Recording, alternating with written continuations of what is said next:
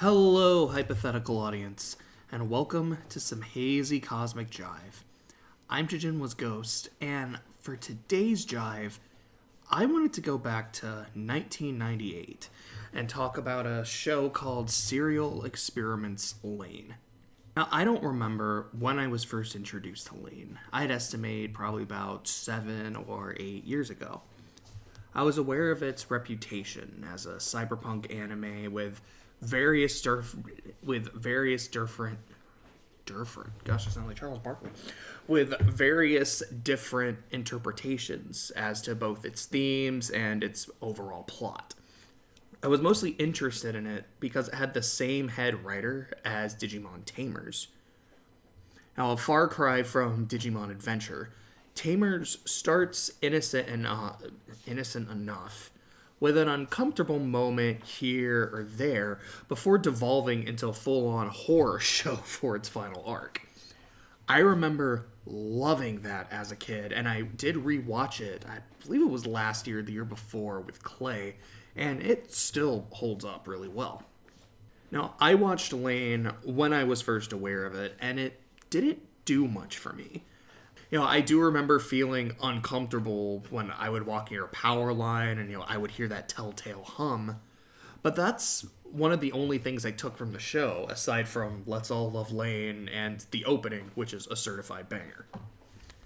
But a couple weeks ago, a few friends of mine started watching Lain, and their conversations and enthusiasm for it convinced me to give it a rewatch. And, of course, I wanted to talk about my experience. So what I decided to do is take notes for every episode while I'm watching them about what sticks out to me. And then I want to make a short video just about each individual episode and my experience with it. I want to go over things like the basic plot, if there's any particular shots that really stood out to me, and what are the major themes that I'm picking up on from each individual episode and how they contribute to the larger themes of the whole narrative. So, without further ado, let's log in to Serial Experiments Lain. Layer 13. Ego. Lane's first words in the series finale are, quote, "I'm confused again," end quote, which had to have been on purpose. I'm sorry, but I just thought that was so funny, because I can only imagine how many people probably said the exact same thing numerous times throughout the show, especially during the last episode. But so the episode starts by discussing what the real version of a person is. How every person you meet has an interpretation of you, and how each interpretation is valid, and how, in a sense, you are always living on through other people and their versions of you. So kind of doing like what Evangelion was doing in its last few episodes and an end of Evangelion. And I'll be honest, I love the ending of I love the original ending of Evangelion. I think that concept is super interesting, so I loved seeing it here too. I love anytime a work starts examining the collective unconscious, something like Paranoia Agent or Inspector. And while this isn't quite the same thing, it's similar enough that it's still something that just kind of tickles my fancy. So the God of the Wired is trying to take a physical form, despite his claims that he doesn't need a body. Lain is able to defeat him once and for all. I'm not even really sure how it happened, but it kind of looked cool. Then she apologizes to Alice for, always messing up. And so she uses her powers as the program to hit the universe reset button. We get to see the shot of Lain opening the door from the first episode, which, as I've said before, is one of my favorite looking moments of the show. Except this time, Lain isn't there. It's just empty. And then we get to see, a few more characters. We see Lane's dad noticing that something's just a bit off. We see Lain briefly appear on one of Tato's screens, kind of like to say goodbye to him. Chisa, the girl who committed suicide in the first episode, is now shown to be alive and well. the god of the Wired is back alive and is now a salaryman who just hates his job. Which, I don't know, I just found that really funny. Now that Lain has removed the connection between the Wired and reality, which is herself, this has led to everyone else being able to lead a happy life. She is now living alone in this empty white city, where one part of her is lamenting her fate and wishing she could go back to her normal life, with the other one accepting her role as this observing force. Lain then has a meeting with what seems to be like the actual god, who takes the form of her father, while Lain is wearing the bear hoodie, so, automatically makes it a great scene. He tells her that he knows how much she loved humanity and that everything will be okay. Then we get a scene with Lain back in reality, meeting Alice now as an adult. Alice vaguely recognizes Lain, but Lain pretends that, we've never met before, blah, blah, blah, that it's just a way of her being able to check on her old friend, which I really liked. The ending isn't my favorite episode, but I think it's a pretty damn good one. And it's almost exactly the same as the ending of Madoka Magica, except this came out like 13 years before. You have the protagonist giving up her humanity to become a god, save humanity. She leaves her best friend behind as the only person with any memories of her. The only major difference I can think of is Lain actually ended here, while Madoka decided to make a movie examining the consequences of that decision and continuing the story. I don't feel like Lain needs a continuation the way Madoka did. There's no loose ends like Homura or Kyubey. I feel like this is a natural and satisfying conclusion to the story. So overall, great finale to a great show. And I'll do one more video about Lain now that I've watched all the episodes again and I've kind of, thought about them one by one, where I could talk about my overall thoughts on the show and why I liked it, because spoiler alert, I absolutely loved it. And for today's Jive, the final episode in my series on Serial Experiments Lain.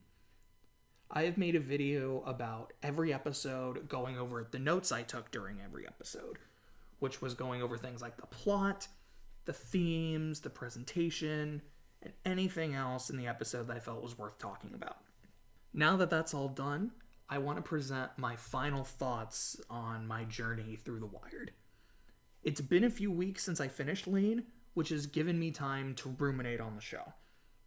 So first things first, I enjoyed it considerably more the second time around. There are definitely parts that I don't quite get, and others that, like I said in the episodes, that I think are just weird to be weird. Like the Men in Black getting killed by this invisible monster thing, which might be a reference to the stuff that was happening, I believe, in episode 4, like when playing the game, like the Wired crossing over with reality, or when the smoke is coming out of Lane's fingers in the first episode. But some of those few moments aside, I felt like I was able to follow and grasp the story. Lain Iwakura is a young girl with a normal family, friends, and a knack for computers.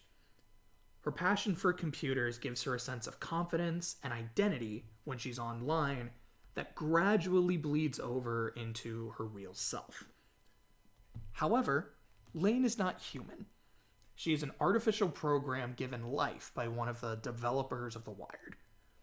He killed himself and uploaded his consciousness into The Wired to be its god. And Lain's purpose is to be the bridge that connects reality to The Wired and to break down any barriers that keep the world separate. The god of The Wired's worshippers, called the Knights, work against Lain in several ways. They kidnap her sister, they plot an assassination attempt, they create a fake Lain to try to ruin Lain's reputation. All of their actions against Lain are due to the children revering Lain as the true god of the Wired over the one that they are worshipping. Ultimately, Lain is able to defeat the Knights and reject the god of the Wired. She doesn't break down the barriers between the world and instead decides to keep them separate, with her remaining in the Wired, but occasionally crossing over to check on her best friend Alice. That is the story as I understand it, and I like it. I think it's pretty interesting. But I think that where the show shines is in both its themes and its presentation. Serial Experiments Lain is an examination of loneliness in the age of the internet. How you can be connected to the entire world with a push of a button, but have little to no meaningful relationships. Two of my favorite moments in the series are Lain returning to an empty home with nothing but a haunting score, and in one of the scenes, a computer screen to greet her.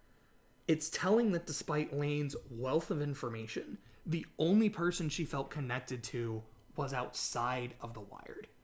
Yes, she did have other friendships and she had her parents, but she specifies a love for Alice because Alice never connected to her and cared about her anyway. This show mastered using the color white as an expression of emptiness. There are so many moments where a character is in a white space with little else. It's usually Lain, but it also struck me when Alice was the one surrounded in white, when Lain undid everyone else's knowledge of the rumors, as it's one of the only times where Alice was the one that felt alone. I wasn't able to find a poster of that scene of Lain walking out the door, but I was able to find a Lain poster I really like that I put up on the wall. And of course, it's Lain herself with a white background. The show explores how a person can cultivate an online persona and how it doesn't always translate into the real world. Lain's confidence from the Wired is absent in her real world life for the first few episodes, with the exception of a few scenes, and how near the end of the series, her confidence is breaking and she starts to revert to the person that she used to be. And last but not least, it's a show about technology. What I really love, though, about Lain is that it never says that technology or the Wired is a bad thing. Honestly, I think it's trying to say the opposite.